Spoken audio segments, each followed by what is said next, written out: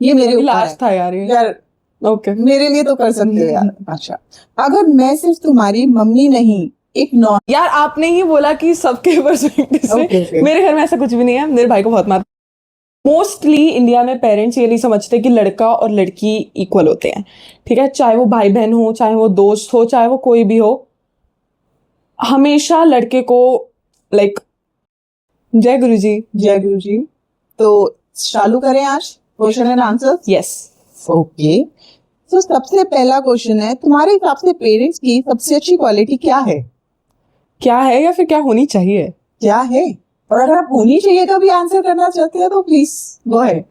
तो पेरेंट्स की सबसे अच्छी क्वालिटी ये है कि वो बाउंड्री मेंटेन करना सिखाते हैं, ओके, ठीक है? चाहे वो डांट के सिखाएं या फिर लाइक समझाएं और फिर सिखाएं, बट वो बाउंड्रीज मेंटेन करना सिखाते हैं बिकॉज उनके पास खुद के एक्सपीरियंसेस होते हैं and they don't want us कि हम सफ़र करें, ठीक है? एंड अच्छी क्वालिटी होनी क्या चाहिए कि पेरेंट्स बच्चे को समझें।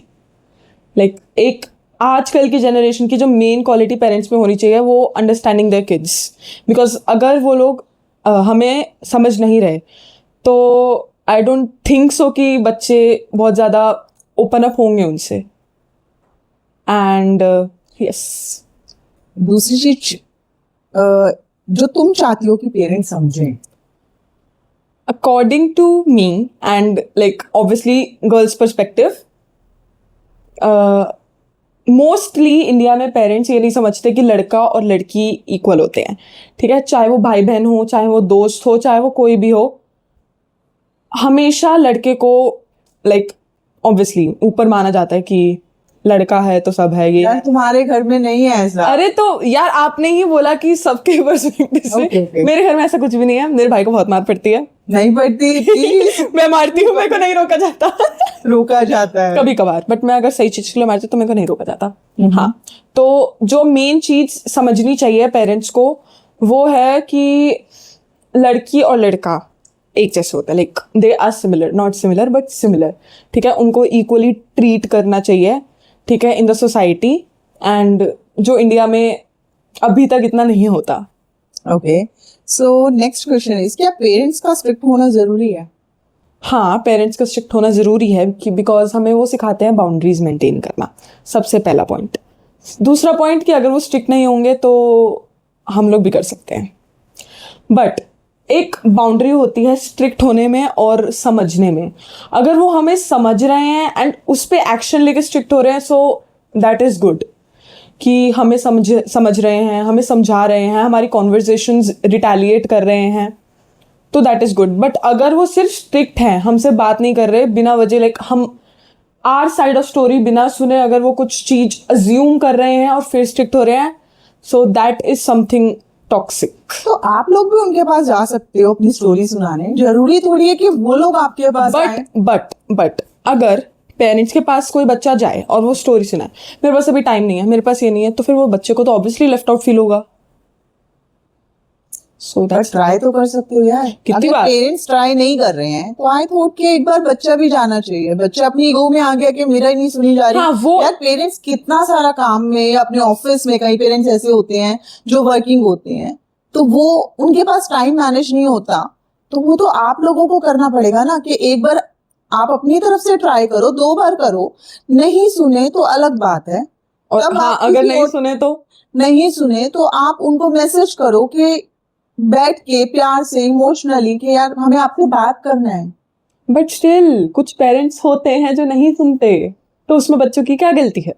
बच्चों की गलती नहीं है, सिर्फ पेरेंट्स की भी नहीं है यार। हाँ, तो किसी की गलती नहीं है। एक्चुअली मेरा प्रॉब्लम क्या है, सराउंडिंग India। या पेरेंट्स ने जो भी अपने पेरेंट्स से सीखा है, हाँ, वो ये भूल जाते हैं कि उनमें और आज में एक जनरेशन गैप आ गया है, और अगर हम अपने बच्चों को नहीं समझेंगे तो ऑटोमेटिकली बच्चे बाहर जाएंगे।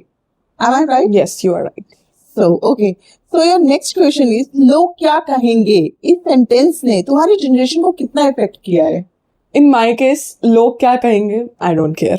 But for some, yes, बहुत लोग इफेक्ट होते हैं इस चीज़ से। लोग क्या कहेंगे, यार मेरी फैमिली को पता चल गया तो क्या होगा? अगर किसी के थ्रू मेरी फैमिली को पता चल गया तो मेरी फैमिली तो सीधा आके बोलेगी, भाई देखो लोगों ने क्या हंगामा मचा रखा है। So what do you expect from parents? कि अब देखो एग्जैक्टली सेम थिंग, अगर आप बच्चे को अगर पेरेंट्स बच्चे को समझ रहे हैं, उनसे बात कर रहे हैं, रिटेलिएट कर रहे हैं, तो ऑब्वियसली बच्चा अपने आप आके उनसे बात करेगा। सबसे पहली जो कॉन्वर्जेशन उनकी किसी भी न्यू चीज के लिए होगी वो उन्हीं से होगी, रैदर देन किसी फ्रेंड से या किसी से भी, किसी और से भी। आजकल के बच्चे नहीं करते यार, वो कहते हैं कि हमें हमारे स्पेस में छोड़ दो। हाँ, बिकॉज उनको ऐसा एनवायरनमेंट नहीं मिल रखा, इसीलिए।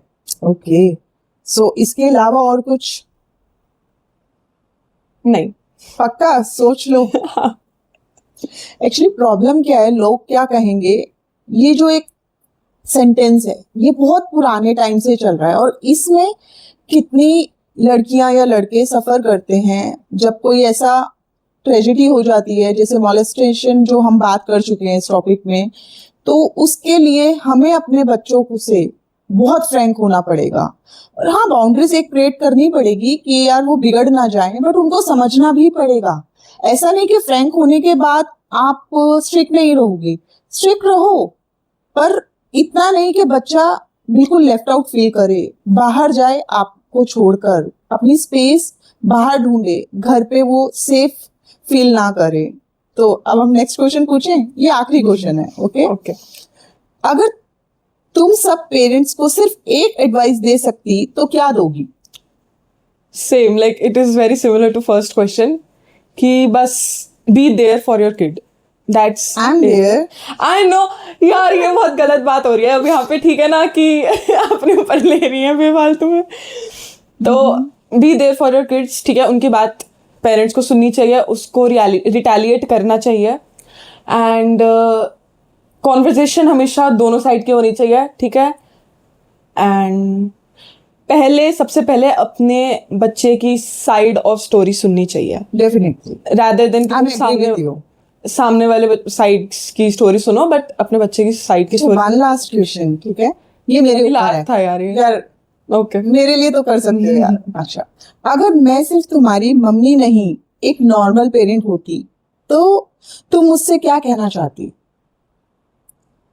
देखो इसके दो पर्सपेक्टिव निकलते हैं, ठीक है। या तो मैं आपको जानती हूँ या तो मैं आपको नहीं जानती, ठीक है। अगर मैं आपको जानती हूँ, अगर आप मेरी बहुत क्लोज फ्रेंड की मम्मी हो, ठीक है, और बहुत स्ट्रिक्ट हो, ठीक है, एंड वो कंप्लेंट करती है, ठीक है, तो कि बी देयर फॉर हर या him, just this, be there for him, retaliate करो उनकी बातों को, उनकी बातें सुनो, और अगर आपको कुछ लग रहा है कि कुछ प्रॉब्लम है तो उनसे खुद जाके बात करो, ना कि किसी दूसरे के थ्रू। जैसे कुछ पेरेंट्स होते हैं, कुछ घरों में ऐसा होता है कि अगर इनको नहीं बोला तो वो भाई को बोल देते कि जाओ ये जाके बोलो, ठीक है। फिर वो एक मीडिएटर आ जाता है बीच में एंड वो कॉन्वर्जेशन क्लियर नहीं हो पाती, ठीक है। अब ये तो था कि मैं आपको जानती हूँ, अगर मैं आपको नहीं जानती तो मेरे को नहीं पता। ओके, आज हम यहीं पे एंड करते हैं इस अनकंफर्टेबल टॉक का। जो हमारे एपिसोड्स चल रहे थे वो आज यहीं पर ही खत्म होते हैं। तो एक सजेशन आप लोगों से चाहिए कि हम नेक्स्ट एपिसोड किस पे स्टार्ट करें, मुझे डीएम करना, and I am waiting for your suggestion. Okay, thank you. जय गुरु जी।